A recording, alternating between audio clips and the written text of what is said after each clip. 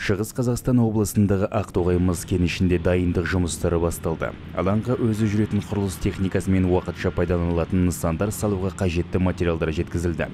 Сонымен бір мезгілде алаңның ішінде электр желілерін тарту және болашақ карьерге дейін жол салу жұмыстары жүріп жатыр.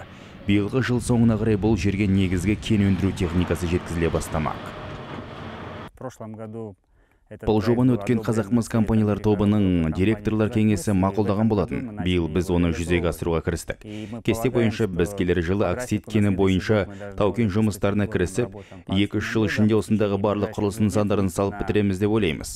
Содан кейін 2 жылда карьердің жобалық қуаты толық пайдаланыла бастамақ. Жобаны жүзеге асыруға мөлшері үлкен ТМД-дағы кен байыту өндірісінде бұрын-соңды қолданылмаған алдыңғы қатарлы қондырғылар жұмылдырылмақ. Ақтоғайлық кен байытушы мамандар конус уатқыштармен өздігінен жартылай уақыттайтын диірмендермен және шар тәріздес жұмыр диірмендермен жұмыс істейді. Мұның бәрі редукциясыз жетекпен жұмыс істейтін қондырғылар болып саналады.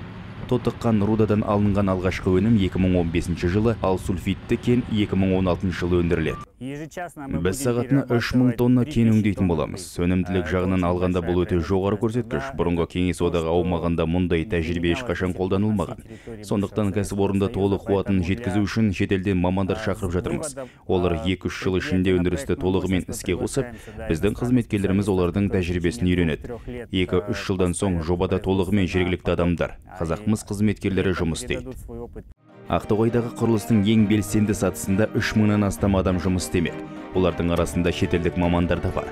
Кенішті пайдалану кезінде онда 1,5 мыңға жуық адам жұмыс істейді.